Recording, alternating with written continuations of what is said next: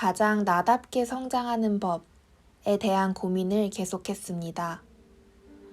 지금 서 있는 곳에서 화합을 이루며 서서히 답을 찾아나갈 수도 있어요. 그게 더 지혜로운 방법이라고도 생각합니다. 하지만 그건 저의 약점이기도 한 것 같아요. 제가 온전히 받아들이지 못한 가치관에 소위 말해 둥글둥글하게 자리를 지키는 것에 제가 유독 약하다는 걸 알고 있었어요. 나는 왜 이렇게 유하질 못할까? 내 성격은 왜 이리 어딜 가나 모날까? 하는 고민들을 정말 많이 했어요. 그런데 또 그렇기에 제가 할 수 있는 것들이 따로 있더라고요. 그래서 저는 정체성을 찾아야만 비로소 한 발짝 내디딜 수 있는 저의 뾰족각을 앞으로는 장점이라고 생각하기로 했습니다. 마케터가 적성에 맞지 않는다고 생각했습니다. 마케팅의 본질은 아무래도 장사인 것 같은데 세상 물정 모르고 제 성에 차도록 원껏 살았던 제가 장사 수완이 있을 리 없고 성격이 급하니 일은 빠릿빠릿하게 하고 연차가 있으니 보고 들은 건 늘겠지만 무얼 팔아도 자신있게 팔지 못할 것 같아 두려웠습니다. 지금만 이런 게 아니라 앞으로도 그럴 것 같았어요. 결국 나를 봐달라고, 나를 알아달라고 사람들을 끌어와야 하는 건데 제가 하는 건 대학에서 배우는 마케팅 101처럼 서있고 멋모르는 듯 보였습니다. 하지만 이런 제게도 보석이 될 만한 소질이 있는 것을 발견했습니다. 그건 바로 스토리를 만들어내는 능력이에요. 아무 의미 없어 보이는 영과 일에 의미를 부여하는 것이 스토리텔링이고 그게 마케터의 일입니다. 모든 마케터가 자기가 가지고 있다고 생각하는 소프트 스킬이죠. 하지만 실제로는 아주 소수만 그 능력을 연습하고 개선해요. 그래서 드물고 귀한 재능이에요. 저는 이번 여정을 통해 저의 여러 캐릭터 가운데 한국무용이라는 카드를 들고 고객을 만났습니다. 제가 하는 실력이 단연 최상은 아니겠지요. 그건 감히 바라지 않습니다. 하지만 저는 스토리를 만들어 갔습니다. 내가 누구인지, 내가 이곳에서 한국무용을 보여주고 싶은 이유가 무엇인지, 파리의 사람들이 샹송을 따라 부르고 그 표정에서 우러나오는 자부심이 부러웠습니다. 자신의 오래된 문화를 사랑하는 그 여유로운 표정에 영감을 받았습니다. 이렇게 설명을 했어요. 실제로도 그랬고요. 내가 생각하는 한국무용은 무엇인지, 제가 생각하는 한국무용 그리고 전통의 아름다움은 바로 다 보여주지 않음이에요. 가장 기쁘고 슬픈 순간에 마치 아무렇지 않은 듯 감정을 에스프레소를 눌러 담듯 꾹 눌러 표현하는 것. 그런데 그 절제된 슬픔이 더 슬프게 느껴지는 반전의 미학. 그리고 스페인의 플라멩코에서도 우리의 살풀이와 유사한 한의 정서를 느끼곤 해요. 슬픔을 기쁨으로 풀어내는 점이 그리고 흥과 한의 정서가 일맥상통한다고 생각합니다. 왜 그 중에서도 무용을 선택했는지. 저에겐 주어진 시간이 많이 없으니까요. 짧은 시간 안에 음악과 춤, 그리고 한복을 다 보여주기 위한 가장 효과적인 방법이라고 생각했습니다. 낯선 이에게 주어진 시간은 매우 짧았어요. 그 짧은 시간에 그들의 낯섦을 호기심으로 바꾸려면 빠른 시간 안에 내가 그들에게 줄 수 있는 가치를 설명해내야 했습니다. 저는 이렇게 말을 했어요. 음악과 의상은 내게 모두 준비가 되어 있다. 그러니 내게 필요한 건 너희의 시간과 장소뿐이다. 내가 매력을 느꼈던 한국의 음악과 춤이 너희에게도 기쁨으로 다가오길 희망한다. 한국의 전통 음악과 춤을 보는 것이 아마 너희에게 처음이자 마지막일 수 있지만 그 기회에 내가 참여할 수 있다면 나로서는 아주 감사한 일이다. 처음이 가장 어려웠고 두려웠습니다.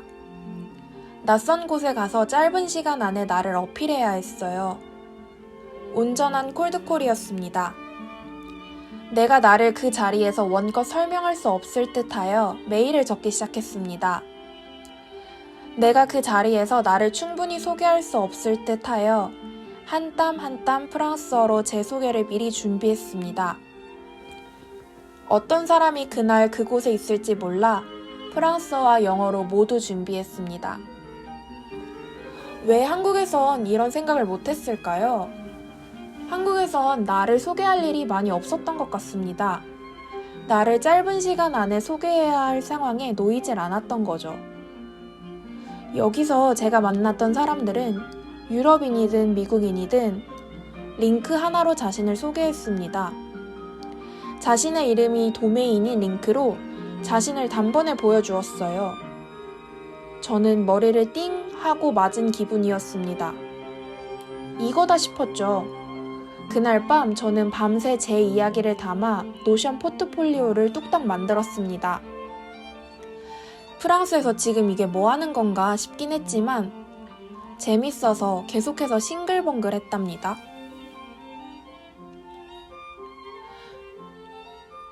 노션으로 포트폴리오 만들기. 사실 처음 들어본 거 아니죠. 한국에 있을 때에도 준비해야지 해야지 생각만 하고 미뤄두었던 기억이 납니다. 평소에 저였다면 아마 노션을 시작하기도 전에 인터넷이나 유튜브로 강의부터 찾아보거나 책을 사서 읽는 등 준비하는 시간이 더 길었을 거예요. 그런데 지금은 당장 내일 미팅에 보여줄 걸 만들어야 하니 뭐 튜토리얼이고 뭐고 그러고 있을 시간이 없었습니다. 그냥 일단 해야 했어요. 뭐라도 눌러보면서 그냥 시작을 해보는데 웬걸? 이렇게 잘 만들어진 툴이 다 있네 싶더라고요. 결국 그건 것 같아요. 일단 생각나는 건 죽이 되든 밥이 되든 일단 보이는 형태로 구현을 해 놓아야 그 다음이 생기는 거죠. 계획을 오밀조밀 세우는 게 취미였던 저는 매번 생각 단계에서만 머물러 있었던 것 같아요. 아주 정교하게 빈틈없이 잘 짜여진 계획을 보며 배부른 느낌을 받았죠. 그래서 정작 중요한 실행을 매번 놓쳤던 것 같습니다. 생각해보면 저는 어렸을 때부터 제 포트폴리오를 항상 준비된 형태로 가지고 있는 것에 관심이 많았습니다. 핀터레스트에 있을 법한 그런 멋들어진 이력서를 나라고 가지지 못할 건 뭐야 하는 마음으로 어도비 일러스트를 뚝딱 배워 제 이력서를 그럴듯하게 만들었습니다. 별거 없는 내용도 근사해 보이는 필터를 씌운 것만 같았어요. 마치 스노우 앱처럼요. 그렇게 영문 커버레터와 이력서를 디자인 템플릿으로 만들어 외국계 회사에 지원하고 국제행사나 통역 관련 활동을 대학생 때부터 원 없이 할 수 있었습니다. 그런데 지금은 어떤가요? 링크드인은커녕 회사에서 정기적으로 업데이트하는 서류도 겨우 해내고 있었습니다. 이번엔 또 무슨 내용을 채워 넣어야 하나? 정량적으로 한 건 많은데 솔직히 정성적으로 뭘 했는지 모르겠는 마음이 있었던 것 같아요. 이유를 생각해 보았습니다. 그리고 알았어요. 부끄러운 고백이지만 목표를 세울 때부터 저의 이해도가 충분하지 않았기 때문이죠. 제가 맡았던 업무는 대부분 신규 프로젝트가 많았어요. 레퍼런스로 삼을 지표가 부족했고 그렇기에 안개가 자욱한 밤길을 들어가듯이 시작할 때부터 반신반의한 상태로 내딛는 걸음이었어요. 그래서 자신이 없었던 것 같습니다.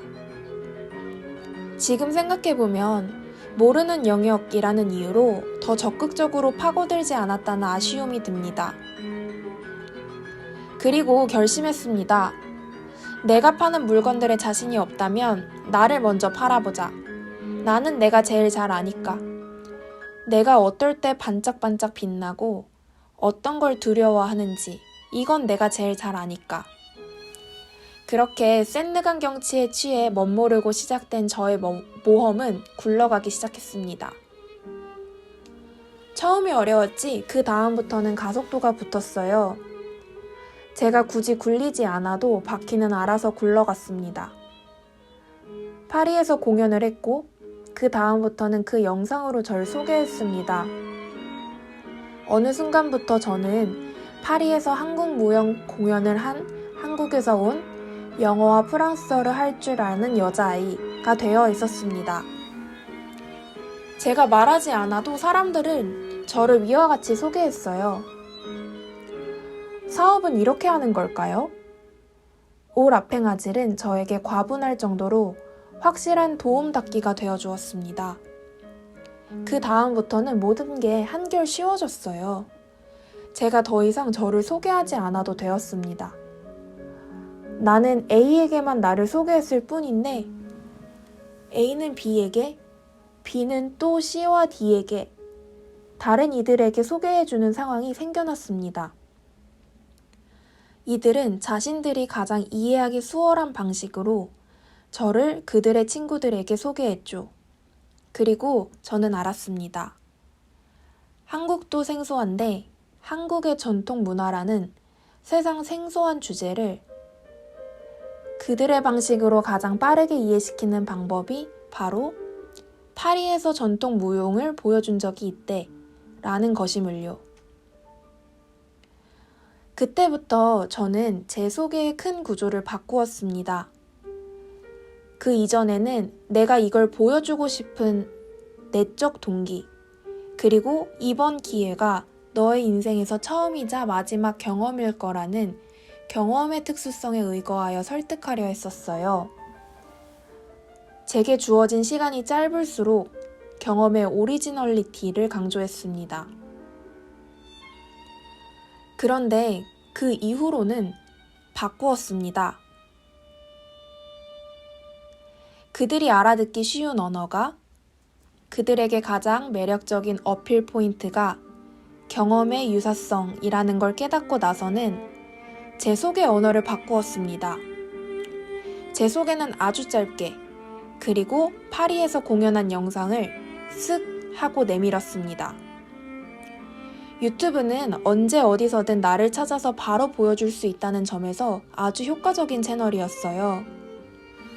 타깃 맞춤형 커뮤니케이션은 마케팅의 기본이고 장표에 수도 없이 적게 되는 용어이죠. 그런데 이 순간만큼 이 용어가 마음속에 와닿았던 순간은 제게는 미처 없었던 것 같습니다. 그 다음의 연결고리는 어떻게 생겨났냐고요? 다음 이야기에 대해서는 차차 풀어보려 합니다. 매 순간 제가 예상치 못한 순간으로 인연이 맺어졌거든요. 이 영상은 사실 제가 보기 위해 만들었습니다.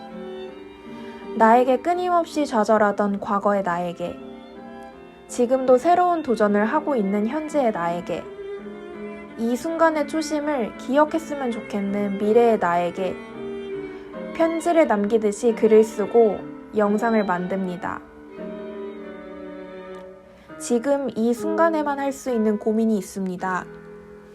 시간이 지나고 모든 것이 익숙해지는 순간이 올 때면 지금 이 순간의 고민은 놀랍게도 아무것도 없었던 것처럼 휘발되죠.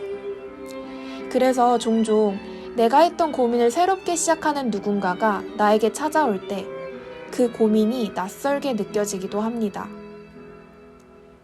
그래서 이 글은 지금 이 순간의 고민을 기억하고 싶어서 미래에 같은 고민을 하고 있을 후배님에게 조금이라도 도움이 될 이야기를 해주고 싶어서 남기는 기록입니다. 여전히 저는 제가 마케팅을 할 수 있을지 잘 모르겠습니다. 저는 그들의 마음을 샀지만 물질적 가치가 오고 간 행위는 아니었으니까요. 어쩌면 그들에게는 아쉬울 것 없이 덤처럼 주어지는 시간이었을지 모른다는 생각을 합니다. 하지만 분명한 건 제가 첫 걸음을 떼었다는 거예요.